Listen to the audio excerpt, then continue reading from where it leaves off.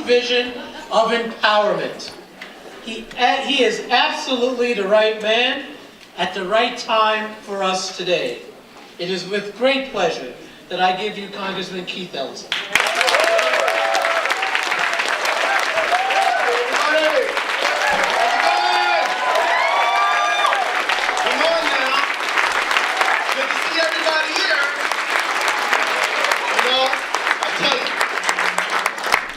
It is such a joy to see us all here together right in the beginning of the year. Not even February yet. We're gathered together in a room of leaders, making plans, setting up what we're going to do. And I hope that we spend a little time, and I hope you individually spend just a moment to really consider the idea of purpose. Purpose. I hope each and every one of you sits down and thinks about purpose tonight as it relates to the progressive movement. What are you doing? Why are you doing it? What do you hope to achieve? How do you know you achieved it? This is a critically important thing for us to answer in this moment, because you know what? The progressive movement has brought this country through some amazing things over the last couple of years. And yet, the same progressive movement that did such Herculean things hit a point of confusion. You know, you and I, who here in this room in 2003, I'm gonna go ancient history on you, 2003, who was in an anti-war march in 2003? Who protested the Bush decision to go to Iraq in 2003? Who stood up and said, you know what, this patriotic thing is usurping our constitutional rights? Who said that? Who said that America should never, ever be a country that endorses torture? And who got out there and fought for Howard Dean? Anybody? Any Deaniacs? Remember that? Who stood up for the 50-state solution, right? And you got out there in 2003, in 2004, you demanded a better America, and because you had a guy in the White House who was really, standing opposed to all these things that we valued, it was a little easier to focus and direct our attention, and the question of purpose really was something that we didn't have to wonder much about. And we got even more successful. And if they hadn't ripped off Ohio, we would have seen John Kerry become president. Right? Purpose, people. We thought about purpose, we were directed, we were clear, we were focused. We knew we couldn't win with just our group. We couldn't just win with vets against the Iraq war. We couldn't, they were too small. We couldn't just win with the labor movement. We couldn't just win communities of color, Hmong community, African American community, Latino community. We could not just win alone. We knew that we needed to sew all of our little pieces of cloth together in order to have success. And we came together and we fought together. And we did a lot of things. In 2006, 2007, in 2006, when I was running for the first time, Iraq was the issue. I stood on it and talked about Iraq, and we got to get out, not later, but now. And you all said, I think he's right about that. And you know what? You guys sent me to Washington. The fact is that purpose is what we got to get our focus on. We all were yelling, yes, we can. Were we not? Yes. Did we yell, yes, we can? Yes. Before that, did we yell, si se puede? Yes. Yes, we did. We said, si se puede. And then we took it into English and said, yes, we can. And then somehow after we elected a young Illinois state senator, we started acting as if we were saying, yes, he can. Right. We started behaving as though it was yes, he can. Can we please put the yes, we can back in the yes, we can?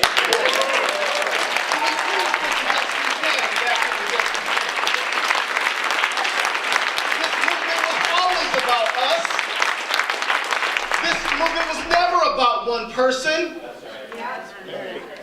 We inspired the man who's the president today, and whatever progressive thing he doesn't stand for, we can make him stand for if we understand that it's yes, we can. We inspired him. He joined a movement, and he was the most wonderful, articulate spokesman for that movement. He was amazing.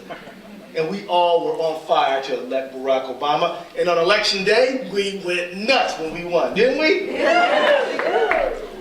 And then we set about to do something that every president since Theodore Roosevelt has been talking about: healthcare reform. And we passed a law that said 32 million Americans can now get access to healthcare. We said, you know what, if you have a pre-existing condition, you can still get healthcare. We said, you know what, we said right now, we're gonna fill in that donut hole. We said, you know what, if you're a small business person, and in our progressive movement, we value our small business people. Give me a hand for small business.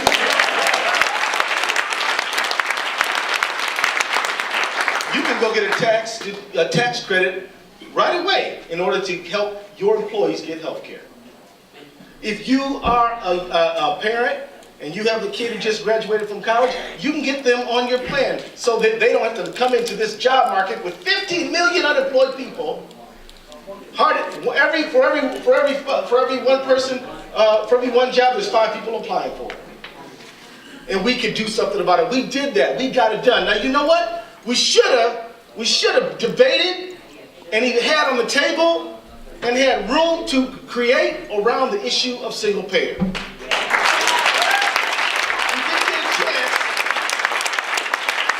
didn't get a chance to debate single payer. We should have been in the streets over this, folks. We should have had a massive number of people. We should have 20,000 people in Washington over this. Yeah, that's right, yeah. But we started, by that time we was talking about yes, he can. So, you know, our options shrank. We got confused about purpose. But then we said, no, we gotta have a public option. And we said, yeah, public option, that's what we're gonna get. And then that was the thing that it seemed like some of those folks were gonna give away first. And some folks like me said, I'm not voting for anything but a public option. And yes, I ended up voting for the health care bill anyway without it. But you know what? We fought hard for it. We made sure it was a point of debate, but at the end of the day, I wasn't gonna vote no against that health care bill. Now here's the point. The point is, we have seen that when people rise up and push for a democratic movement, and this happens all over the world, and don't you think for a minute that what we were doing in the aughts, the first decade of this century, was not a democracy movement, just like you see going on in Egypt. It was a democracy movement. Because guess what? Your democracy had gotten stolen in 2000, Florida. And it got thwarted again in 2004. You were fighting for a democracy movement. That's what you were doing. Democracy movements sometimes stumble. But they regain their feet if they are clear on purpose. We got to be clear on purpose. What are we doing? Why are we doing it? If we don't do it, what will be different? If you don't get out here and fight for TakeAction, for all the things that TakeAction stands for, then people will not be able to go to a doctor. Then poor people will die in the streets because we won't address homelessness. Then hardworking people who want a job will be kicked out because nobody is fighting to make sure equal opportunity. If you don't get out here and fight under the banner of TakeAction and under the principles that we're pushing for, we will continue to see unemployment at elevated levels. Right now, you got to change the conversation. We're talking about more jobs. We ought to be talking about full employment. We need to be talking about full employment. The problem is not just this latest decline in economic decline. The problem is longer term than that. We have seen stagnant wages and skyrocketing wealth for the very rich for 30 years. It's time for us to say, in America, you can make it, because we're going to set up public policy to make sure that you can. This is the way we're going to do it. And I'm telling you that in Minnesota, we're going to lead the whole nation. I want to see us have jobs and economic justice rallies all over this country. Let's start right here in Minnesota. I want to see us call into question the idea that we're going to give tax breaks for the richest people so we can't even pay our own bills in this country. And we got to do things like shut down nursing homes. We can't take care of the homeless no more. We got to have 57 kids in the classroom. Don't have enough books. We can't do this to ourselves, folks. We are better than that. We have a purpose. We know what we're doing, and we know why we're doing it. We are fighting for working class prosperity. We are fighting for working class prosperity. We believe that the working people of this country have a right to be prosperous, have a right to have enough food on the table, to have a home that they can live in, that they can buy, and they're not going to be stuck into some predatory mortgage. And if somebody does trick them into a mortgage, the government, yes, the government, is going to step up and say, you cannot rip people off, not in this state. That's what we do. It's our purpose. Our purpose is to make democracy work for working people. That's our purpose. That is what we're doing. That is why we're doing it. And I want you all, when you leave here today, I want you to think about, why did I ever become a member of the progressive movement at all? What was I doing from the very beginning? What was the first thing that turned me on? Frank, what turned you on first, man? Justice for all. Okay, that's good, but only you. But I'm not talking about slogan. I'm talking about. I'm talking about the criminal justice system in our group. Well, good, but Vic, you know something turned you on early on. You don't have to shout it out. But something deep inside your soul, you remember that moment. I mean, who else remembers the moment? Do you remember the moment, Gene, when you said, you know what, man, I'm not going to take this no more. I'm going to get involved. I'm not just going to be like one of those specks of dust where you sweep me to the left and I go left. You sweep me to the right and I go right. Like a dust reacts to a broom. Economic winds and big CEOs just sending us where they want us to go at any time. Let me tell you something. We've got to have a national jobs and economic justice movement in this country. We got to have a movement. We got to go city to city, town to town, starting in Minnesota, but let's go everywhere around the country. And you want to say, well, who's going to pay for it? Oh, let me think. How about Goldman Sachs? Goldman Sachs going to pay for it. What about AIT? Wait a minute. What they give away in bonuses. Tell them about it. Right? And now they're giving away your money in bonuses. That's right. Look, we took up a collective. The financial service sector said, "Oh my God, we placed a lot of bad bets, and we kind of lost our money on them bad bets. So could you guys kind of pass the hat, take up a collection to keep us from going under?" And we said, "Okay, we will. We're going to pass a bill. We're going to regulate you, but we'll bail you out." And they said, "Thanks." And they passed it all out, and now they don't want to do anything for anybody other than give themselves bonuses. We're still fighting these people for financial regulation after the worst financial catastrophe since the Great Depression. We need to have a green jobs movement to develop green industry that can employ those 15 million people. Who should pay for it? I say BP. BP makes $62 million a day. $62 million a day. Every day. From the morning to the night, another $62 million. They make more money than any company ever made, ever.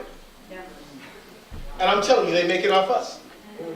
I think they should clean up. They should not just clean up the Gulf, they should fund a green job movement.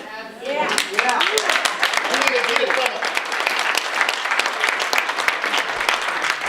We need to have a movement to take people who've been engaged with the criminal justice system and give them working skills so that they can be productive.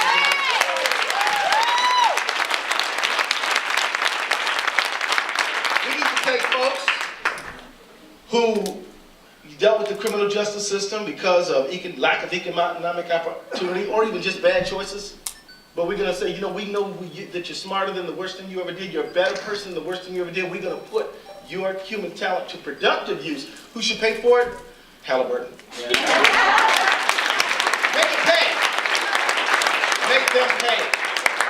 I'm telling you guys, the reason I voted no on this tax cut rip-off extension thing is not because I was mad at, don't be mad at the president.